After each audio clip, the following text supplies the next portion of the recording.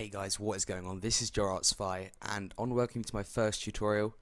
It's a pretty exciting one. We're going to be doing a really cool scope transition effect. Now, I just quickly want to apologise as well. If my microphone goes glitchy at any time in this video, I do apologise because my microphone's been glitching up recently. I'm trying to fix it, but hopefully it is fixed for this video. But that's just a quick warning, so if it does go glitchy, try to follow along on the screen as best as possible. Yeah, so actually into this tutorial, the effect I'm going to be showing you how to do today is the effect I use in my I Need Some Sleep edit, which featured Optic Saw and Raw Mikey. I uploaded this yesterday, and I really like this edit. It was really clean, really nice, and I've got a couple of people asking me how to do the scope transition. So I'm just going to play it through for you here, and you can see what I'm talking about.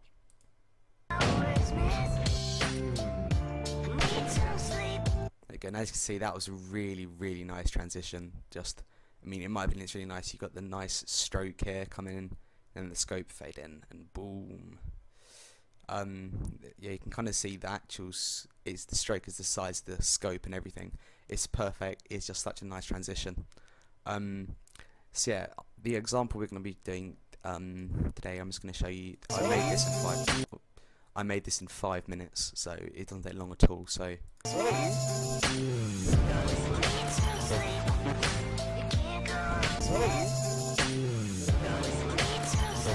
See there, yeah, it's really easy to do. Now, a lot of the stuff, like all the glow and stuff, you won't actually have to do yourself. Now, I actually downloaded the 3D stroke glow by Optic Taser, and I've been playing around with all the different settings you can do, and I actually came up with this transition on my own. I didn't see it in any edits. I have seen it in edits since I've started making it, but it is really nice. It's not overused, it's not used much, and even still, if it is overused, it still looks nice, and it goes so fast you don't really notice it. So yeah, one thing you're going to need is to download his 3D stroke glow preset. Now you can access that easily by going to his YouTube page. There'll be a big annotation on the screen with a link to the video where you can download it from him. So yeah, let's just go ahead and make a new composition here. Just going to call this Tut, because I'm original. Just doesn't need to be long, just 20 seconds just for this example. I'm going to drag the clip I don't want to use in, and then I'm going to drag in the actual clip I want to use, the clip I want to transition to. So let's just find, I want to transition, whoops, get rid of that. I want the transition to kind of happen like here. So I'm going to say it 12 seconds and 30 milliseconds. I want the transition to happen. Now, you can't just stick the clip in and fade in the scope, because if you actually notice in this, the scope fades in and then the rest of the clip fades in, so that all the surroundings. Same on this one, if you notice, the scope, just the scope's there, so we're not just fading in the clip. So there is some masking and stuff involved, so you basically want to find where he first scopes in on the clip. So I'm just dragging it down here. I want to go to it doesn't have to be exactly the first frame, but obviously give time for the actual animation to happen. Okay, so here's the transition. I'm just going to drag this to here. So now we have, so far, you scroll through the first clip, nothing, just a little quad feed, and then it cuts straight to the scope here and kills. And it has all the surrounding HUD and so on. Now, the first thing you want to do is you want to duplicate this layer by holding Command and D, or Control and D, I believe it is, on a Windows. I use a Mac, as you can see, so the hotkeys might be slightly different. If you don't know the hotkey, you can go to Edit and Duplicate here. Now on this top layer, you want to go along your toolbar at the top here and hold down on this one, that should be a rectangle like that, and select the ellipse tool. Now you want to hold down Shift and basically drag something, this shape, roughly the same size as the scope. Now, because I've done it a bit off the scope, I'm just going to kind of guess as to the right size, like that. I'll then go to the normal tool, and I'm going to click one of the edges and hold and drag till I position it over the scope like this, and there we go. So now if we hide the layer without the mask, you can see now we have our scope. And don't worry about these black borders and stuff, it actually looks alright, as you can see. If I go back to here, if I do this, you can actually see the black borders, but because the stroke goes around it, you hardly notice it when it plays, and it goes by so fast, you really don't notice it whatsoever. So there, we've got the scope. Now the next thing we need to do is actually fade it in. So I'm going to go to the first one. I'm going to zoom in quite a bit here, not that far. I'm going to hit like just the scope and press T. Going to hit the little stopwatch and turn the opacity down to 0. Now T brings up the opacity so you can animate it. Then I want to go to 45, so I want to go 15 frames forward, and I want to change it up to 100. So I want to take 15 frames to fade in. Now the next thing I want to do is hit T on the the main layer, like the unmasked clip, and I want to hit the keyframe again, the stopwatch. I want to turn it down to 0 again, and I want to fade this in, but I want this to take 10 seconds.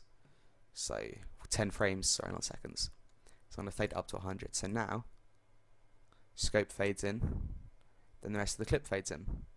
Now you can actually, once the main clip is faded in fully, you can hold Shift, Command and D, or go to Edit and click Split Layer, and delete the back half. So now you don't have two versions of the scope. So the scope is only appearing for the duration of its fade in, and then it cuts out here and it carries on and gets the triple. I'm sorry if I'm not explaining this well, I am trying my best to explain this. So I'm actually just going to rename these layers. I'm going to leave that one as it is. I'm going to call this one main clip, and I'm going to call this scope mask, like that.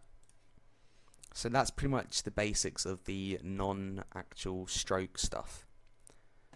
So I'm actually just gonna find where he shoots.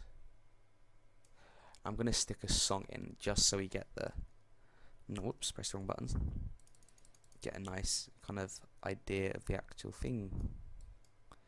And it is this beat, I believe. Whoops. Can't seem to position it right. There we go. Let's turn the volume down a bit. Let's play through this. If you want to know a neat little trick, you can hold Command, or I think it's Control down, I'm not sure, and drag through, and you can actually hear the audio. Yeah, that's synced up fine.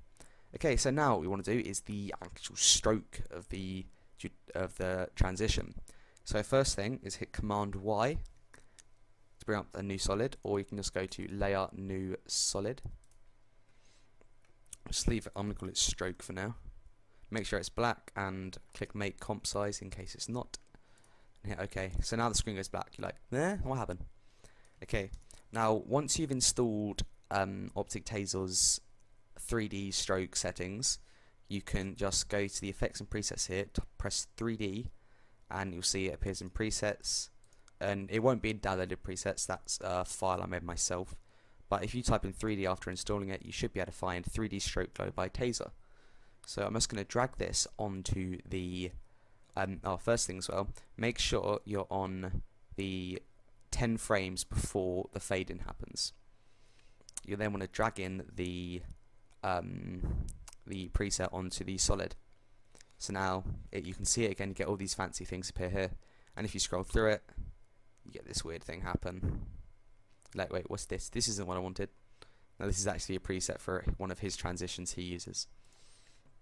Now if you press U whilst selecting the solid layer, you'll see that this pops up with some keyframes for thickness and offset on the 3D stroke.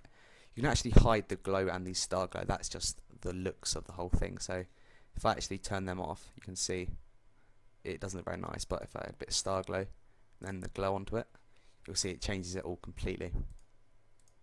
So yeah, so now you've got these keyframes that appear like this, and this animation. We don't want this animation at all. We want to have a circle that goes around the scope. Now what you want to do is you want to go to the middle keyframe here, the one where it's like the biggest on the screen, and change preset, like on the presets on 3D stroke, change it to circle cutout. Now you can't choose basic circle because that doesn't work. You have to choose circle cutout. Now it's starting to get there. As you can see, if we go through this, it starts to do this weird circle shape, but it doesn't even look like a circle. It's kind of a weird semicircle type shape, and it's really thick. Now the first thing you want to do is change the thickness down. Make sure you're still in the middle frame, and turn the thickness. I used about 2. You can like have completely whatever you want. Let's just leave it at say 4. There we go. So now if we play through it, you see it appears and whoosh like that. But it's still not the shape we want. We want it to be around the scope.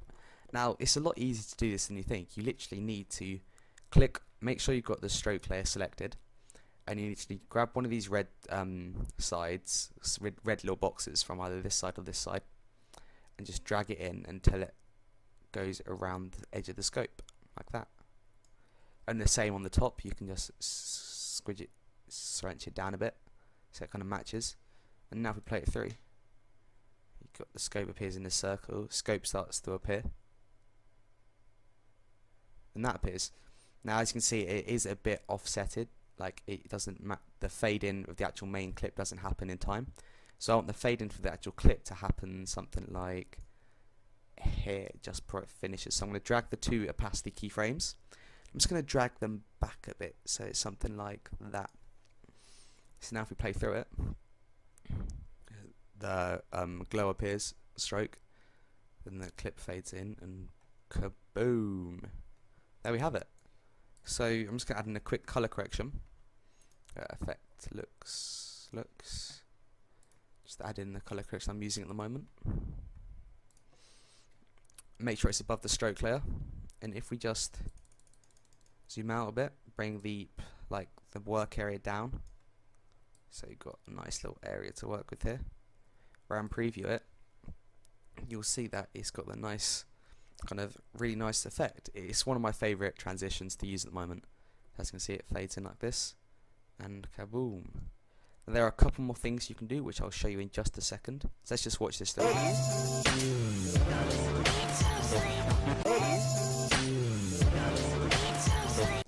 So it looks really nice in the end. Like as you can see, it does go by really quickly, so you don't really notice it as much. But it's still a nice effect you can have. Now, obviously, you can drag out these keyframes to make it longer and to make everything take a longer amount of time. But it's really up to you. Now there is one other thing I like to do is change the actual stroke color. So under color here, just click that, and I like to do a kind of a bright peach, something like that. So now it's just not like this bright yellow, and it goes really well with this color correction as well. It's like an angelic type look. So if we just preview this one more time. Oops, didn't want to do that. I've got into a habit of pressing Control S when I'm editing, so I actually don't want to save this. Yes, it's got this nice white glow to it, and then boom.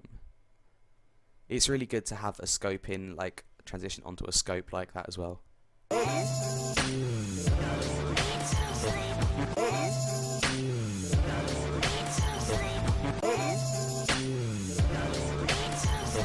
So as you can see, that is literally all you need to do, guys. It's not hard at all. You just need to basically choose the circle cutout, bring the size of the solid down to match the size of the scope, fade the scope in, then fade the back clip in, and kaboom, you're there. So I hope you guys enjoyed this tutorial. Be sure to leave a like, because I really like them. It was really great seeing 15 likes on my I Need a Sleep edit after 1 day. So I really appreciate that, guys. Be sure to comment if you want to see any more tutorials. If there are any effects in that previous I Need to Sleep edit that you want to see, just leave a comment. And yeah, I guess I'm going to see you guys in another video. See ya.